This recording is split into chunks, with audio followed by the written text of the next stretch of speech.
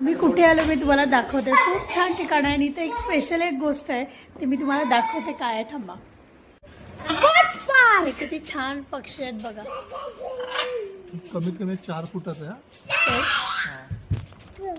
3 foot. हे पण किती छान बसले ना मडक्यावर सारखं. मटक्यावर.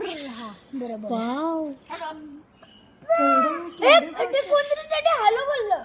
हॅलो हॅलो हॅलो हॅलो कोणतरी हॅलो बोललं.